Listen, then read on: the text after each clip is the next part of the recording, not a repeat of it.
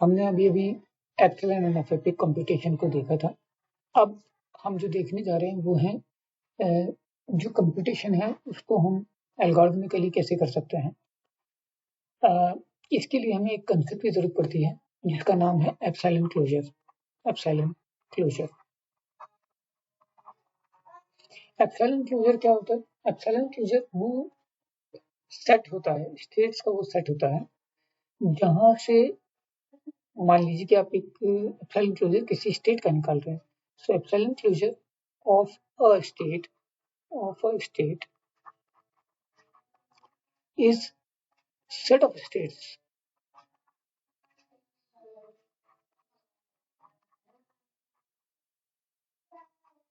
So epsilon closure जो है किसी स्टेट का होता है। अपर state A, let's say A is a set of states which can be reached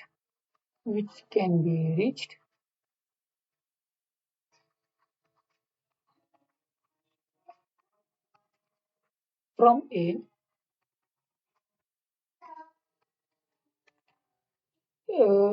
by reading empty string. So ऐसे case में हम एक बार देखते हैं कि एप्सिलॉन क्लोजर कैसे निकाल सकते हैं। फॉर एग्जांपल यदि एप्सिलॉन क्लोजर A का निकालें, epsilon closure of A, epsilon closure A का निकालेंगे तो देखिए A से हम एप्सिलॉन रीड करके हम कहीं पर भी नहीं जा सकते। So epsilon closure of A जो है वो सिर्फ और सिर्फ ए है। सेट ए ही एप्सिलॉन क्लोजर है ए का। क्यों? ए से हम ए पे तो मौजूद रहेंगे बिना किसी सिंबल को रीड के, लेकिन किसी और स्टेट पर हम नहीं जा सकते। तो यदि हम बात करें बी की, एप्सिलॉन क्लोजर बी की, तो अब देखिए एक तो आप बी पे रह ही सकते हो एप्सिलॉन मूवमेंट करके, आप बी पे तो रह ही सकते हो, तो स्टेट तो खुद तो रहेगी, बट बी से एप्सिलॉन मूव करके आप कहाँ जा सकते हो? तो बी से एक आउटगोइंग एरो जो हमें मिल रहा है, एज मिल रहा है एप्सिलॉन मूव से, वो डी पे मिल रहा है, तो बी से आप डी पर भी जा सकते हैं। अब यदि आप बात करें एप्सिलॉन क्लोजर सी का, एप्सिलॉन क्लोजर सी, फिर से देख सकते हो कि आप सी से सी के अलावा कहीं नहीं जा सकते। कोई भी ऐसी आउटगोइंग एज नहीं है सी से जो कि एप्सिलॉन मूवमेंट ले रही हो। तो सी इटसेल्फ। डी की बात करें तो एप्सिलॉन क्लोजर ऑफ डी, इसमें भी आपको कोई ऐसा आउटगोइंग एज नहीं मिलेगा डी से जो कि हमें एप्सिलॉन स्ट्रिंग लेकर के कहीं ले जा रहा हो, तो इसमें भी हमारे पास में डी ही आएगा। एप्सिलॉन क्लोजर ई की बात करते हैं, ये थोड़ा सा इंटरेस्टिंग है। एप्सिलॉन क्लोजर ई, तो इसमें ई तो रहेगा ही रहेगा क्योंकि आप ई पर तो हैं, तो एप्सिलॉन स्ट्रिंग रीड करके आप ई पे रह सकते हैं, लेकिन एप्सिलॉन रीड करके आप बी पे जा सकते हैं और एप्सिलॉन रीड करके आप सी पे जा सकते हैं, तो बी और सी। लेकिन बी से एप्सिलॉन रीड करके आप डी पर भी जा सकते हैं, तो डी। सी से एप्सिलॉन रीड करके आप कहीं नहीं जा सकते, सो कहीं नहीं, और डी से भी एप्सिलॉन रीड करके हम कहीं नहीं जा सकते। तो इस तरीके से एप्सिलॉन क्लोजर ऑफ ई जो है वो ई बी सी डी सारी स्टेट्स हैं। और यदि हम एप्सिलॉन क्लोजर एफ की बात करें,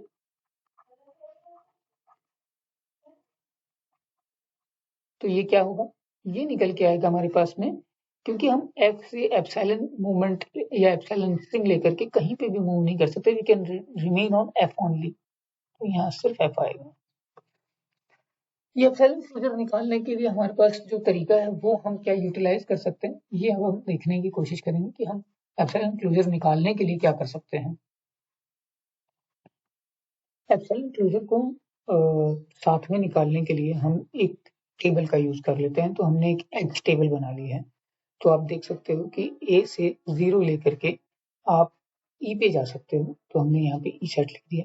ये सारे एजेस हैं, ये जितनी भी चीजें हम यहाँ पे लिख रहे हैं ये एजेस की करस्पॉन्डिंग है, तो हम देख सकते हैं, हम इनको काउंट भी कर सकते हैं। 1 2, ये 5 में एक भी एज नहीं है, तो बेसिकली हम इसको 0 काउंट करेंगे। सो 1 2 3 4 5 6 7 8 9, सो आप देख सकते हैं इसमें 9 एजेस होंगे, 1 2 3, 4, 5, 6, 7, 8 एंड 9।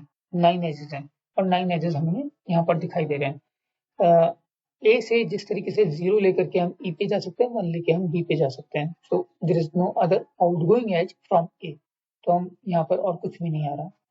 बी से यदि हम देखते हैं तो बी से हमारे पास आउटगोइंग एजेस 2 हैं, एक सी पर है और एक डी पर है। तो एक 1 लेकर के सी पर है और एप्सिलॉन लेकर के हम डी पर जा सकते हैं। तो इस तरीके से इस टेबल को कंस्ट्रक्ट कर लिया जाता है।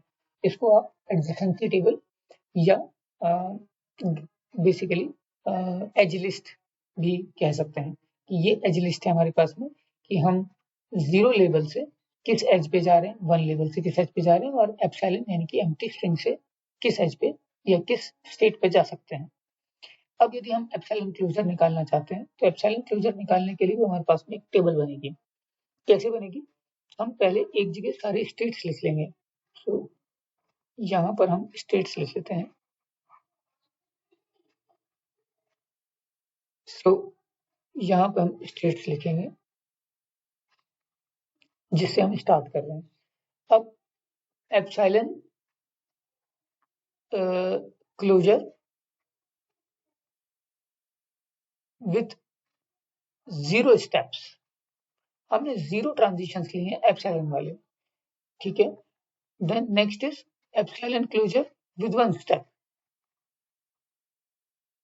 Closure with 1 or lesser steps.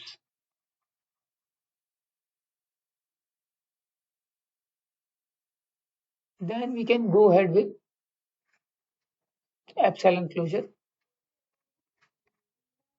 with less than 2 steps, less than 1 or lesser. So here 2 or lesser, less than 2 or less than 2 steps. इस तरीके से हम इसको निकालते जाएंगे। सो फॉर एग्जाम्पल यदि हम मान लीजिए यहाँ पर हम बी ले लेते हैं या मान लीजिए कि हम यहाँ पर ई लेते हैं, स्टेट ई लेते हैं, तो स्टेट ई से हम देखेंगे तो हम कहाँ पर जा सकते हैं एप्सिलॉन लेकर के, तो 0 स्टेप लेकर के तो हम ई पे रह सकते हैं। सो ई पर रह सकते हैं। यदि ई से 2 स्टेप लें, मतलब 1 स्टेप लें, 1 और लेसर स्टेप्स, तो हम कहाँ जा सकते हैं, तो एप्सिलॉन से हम 1 स्टेप एप्सिलॉन स्टेप लेकर के बी और सी पे जा सकते हैं। तो यहाँ पर आएगा ई बी सी। क्यों? क्योंकि ये लेसर की भी बात कर रहा है, यानी कि 0 स्टेप वाले की बात भी कर रहा है और 1 स्टेप वाले की बात भी कर रहा है, तो हमने वो ले लिया। अब ये जो ईबीसी है वो तो यहाँ पर आएगा ही, ई बी सी, पर साथ में हमें देखना पड़ेगा कि इसके बाद ईबीसी ई, ये जैसे हम बात करें, क्योंकि हमें पास में अब ई आ चुका है, बी आ चुका है और सी आ चुका है, तो ई बी सी से हम कहाँ पहुंच सकते हैं, तो डी पर हम पहुंच सकते हैं। यहाँ से सी से हम 5 पे पहुंचेंगे और ई से हम बी सी पे पहुंचेंगे। तो डी बी सी भी इसका यूनियन में आ जाएगा। So union D B C, ठीक है। तो इस तरीके से हम इसको करते चले जाएंगे, जब तक करते चले जाएंगे जब तक कि हमारा जो एप्सिलॉन क्लोजर है वो बदलता नहीं जा रहा। तो हमने epsilon closure with less than 2 और lesser steps, epsilon closure with 3 और लेसर स्टेप्स, राइट। इस तरीके से हम निकालते चले जाएंगे।